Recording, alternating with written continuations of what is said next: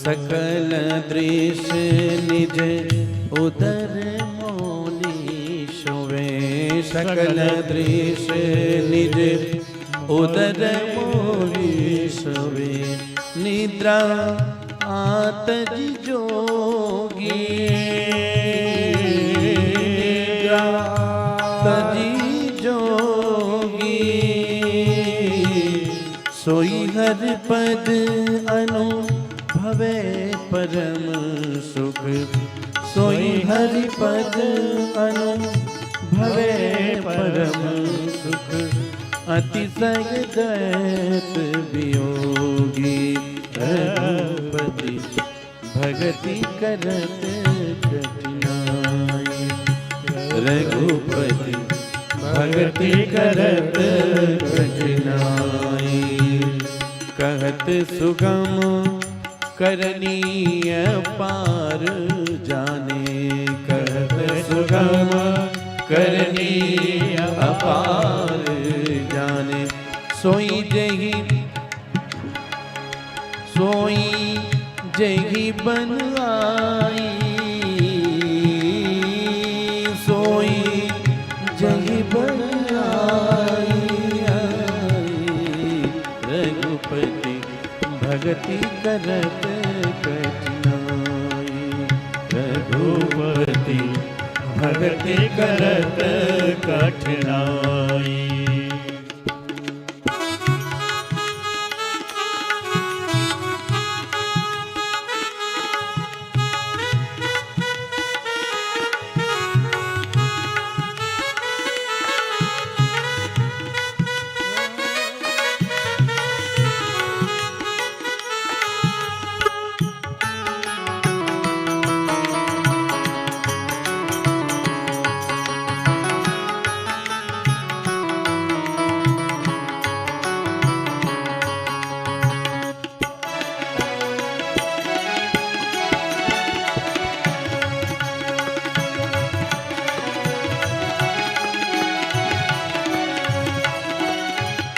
शोक मोह भय हरस दिवस निशि।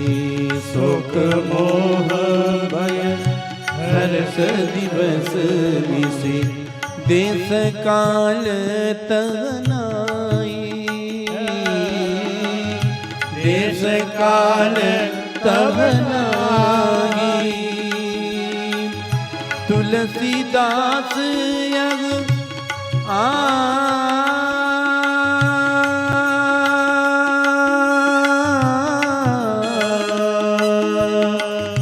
तुलसीदास दसाहीन। तुलसीदास यही दसाहीन। संशय निर्मूल जाई।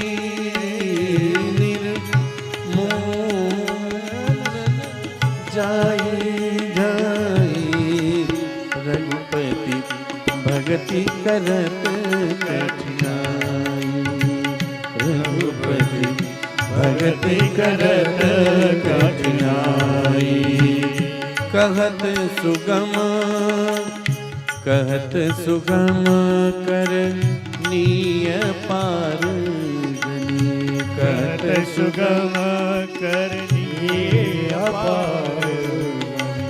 जा सोई जही बनी आई।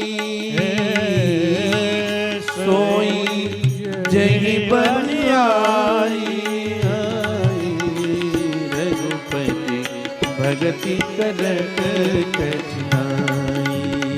रघुपति भगति करत कठिनाई। रघुपति भगति करत कठिनाई। रघुपति भगति करत भगति करत भगति करत कठिनाई। बोलिए भक्तवत्सल भगवान की जय। गोस्वामी तुलसीदास जी महाराज कहते हैं कि रघुपति भक्ति करने में बड़ी कठिनता है। और जो भक्ति कर लिया वो भक्ति को पा लिया। भाव गोस्वामी तुलसीदास जी महाराज विनय पत्रिका से रघुपति भगति करत कठिनाई। आइए एक भाव मिथिला विवाह पदावली से, जिसमें वहां के जितने नर नारी हैं भगवान से यही कहते कि मेरा मन ऐसा करता है कि हमेशा युगल रूप का दर्शन करते रहें और ठौर उजको नहीं नैनन। युगल स्वरूप सरकार को छोड़कर मेरी आंखें और इधर उधर कहीं नहीं देखे, ऐसा मेरा मन है। ऐसो मन चाहत निसिवासर, ऐसो मन चाहत निसिवासर। अपने प्रीतम प्राण निहारो, ऐसो मन चाहत निस्वासर, ऐसो मन चाहत निस्वासर। अपने प्रीतम प्राण निहारो, ऐसो मन चाहत निस्वासर।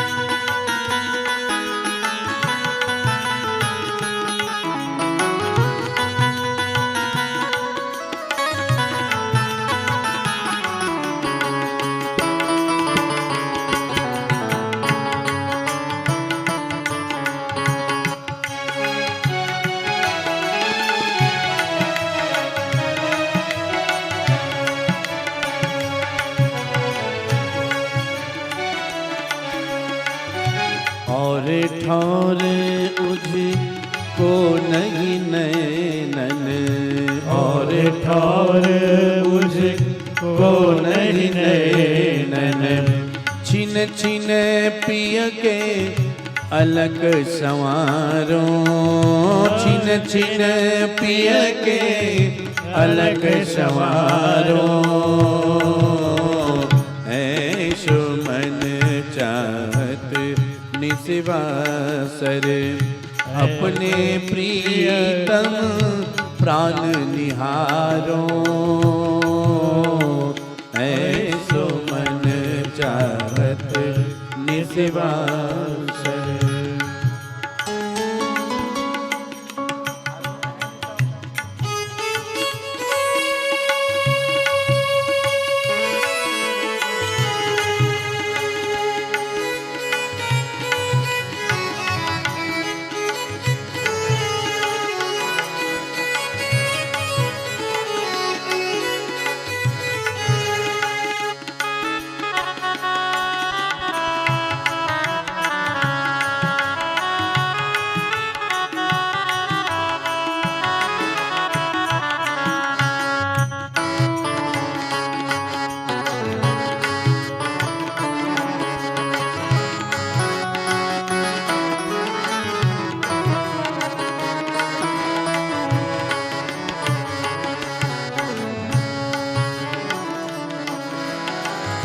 पियत रहो रस युगल माधुरी, पियत रहो रस युगल माधुरी।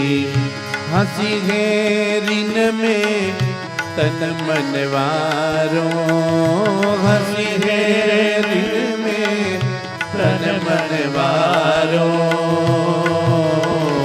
ऐसो मन चाहत निस्वासर, अपने प्रीतम प्राण निहारो। ऐसो मन चाहत निस्वासर।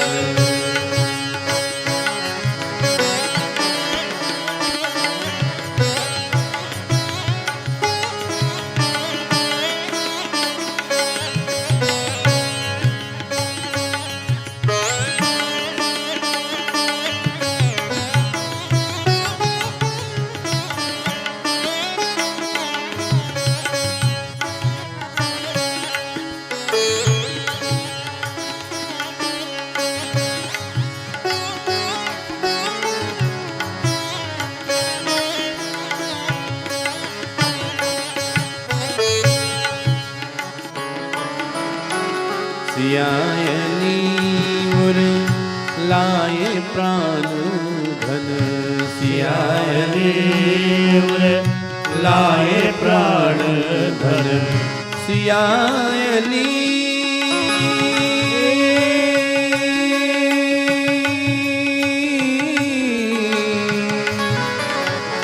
सियायनी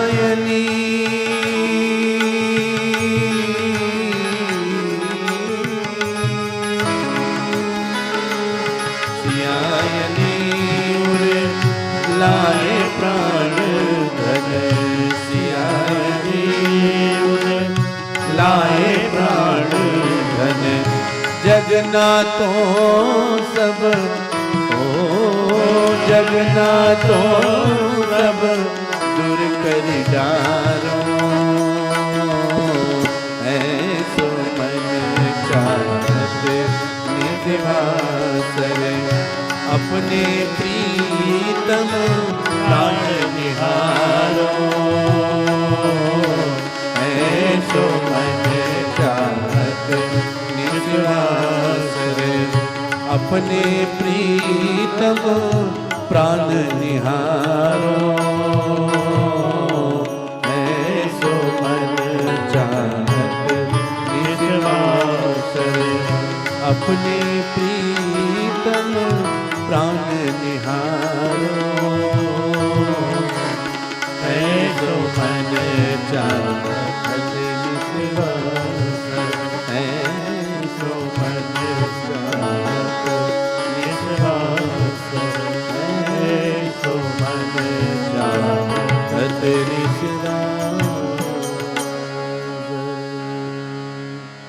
बोलिए युगल सरकार भगवान की जय।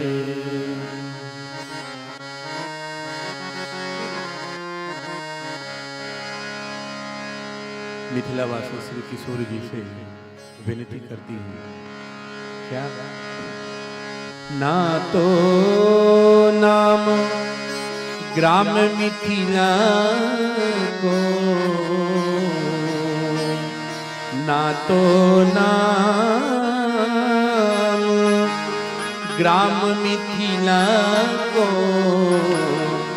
और नहीं तू हमारो सियाजू, मोही भरोस तिहारो, सियाजू मोही भरोस तिहारो, सियाजू मोही भरोस तिहारो, सियाजू मोही भरोस तिहारो।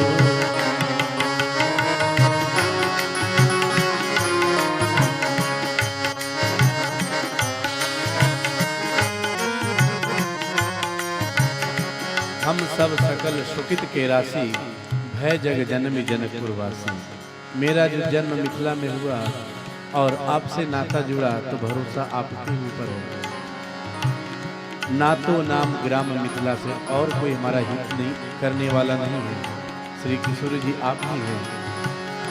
सुन मिथिलेश कुमारी लड़ती, सुन मिथिलेश कुमारी लड़ती, सुन मिथिलेश कुमारी लड़ती, सुन मिथिलेश कुमारी लड़ती, आपन वीरद समारो सियाजू, आपन वीरद समारो सियाजू, मोही भरोस तिहारो सियाजू, मोही भरोस तिहारो सियाजू, मोही भरोस तिहारो।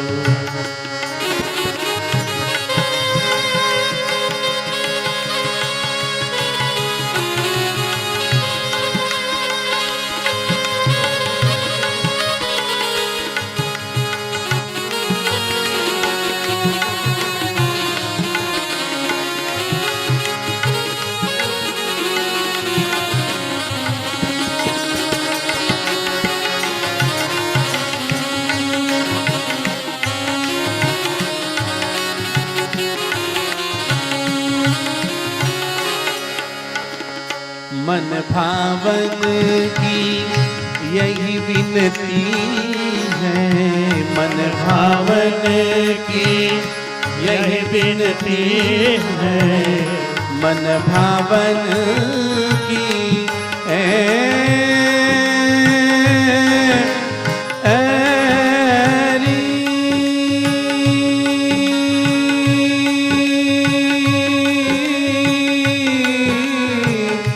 मन भावन की यही विनती है, मन भावन की यही विनती है, मन भावन की यही विनती है, मन भावन की यही विनती है।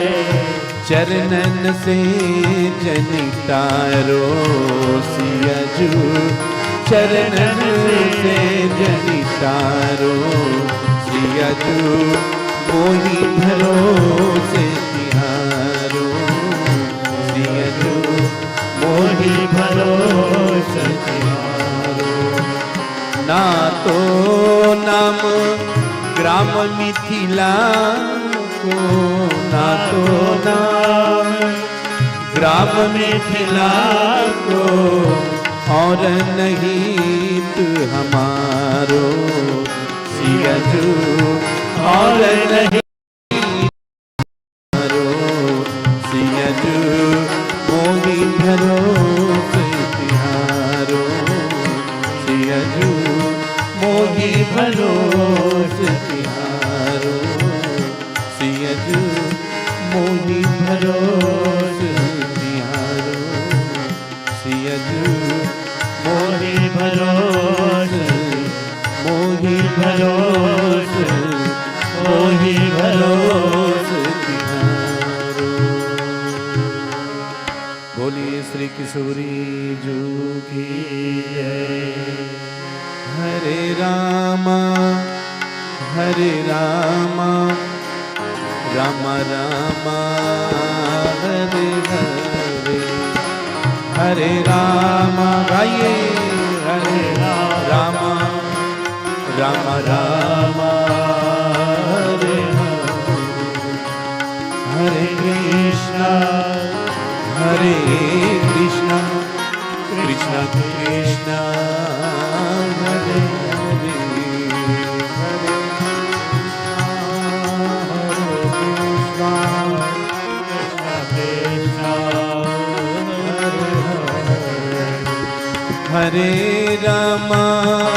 हरे रामा राम राम हरे हरे,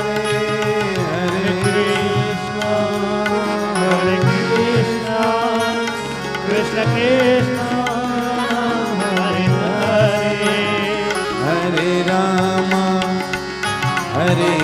रामा राम राम हरे हरे, हरे कृष्णा कृष्ण कृष्ण कृष्ण कृष्ण हरे हरे, हरे राम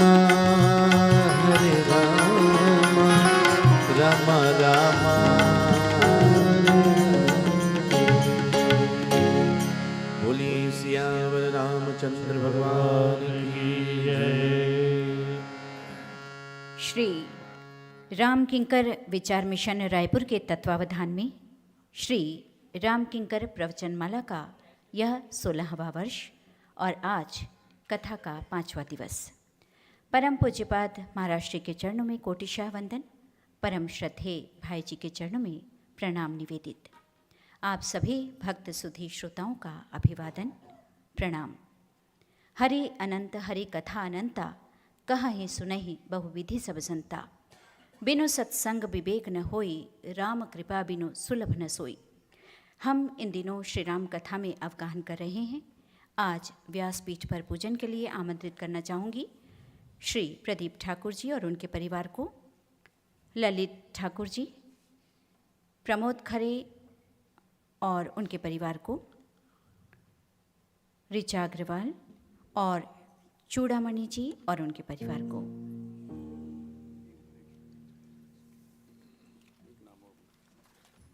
रामकथा श्रवण हेतु श्री सौर्यजीत सिंह भी आए हुए हैं, उन्हें भी मैं व्यासपीठ पूजन हेतु आमंत्रित करता हूँ।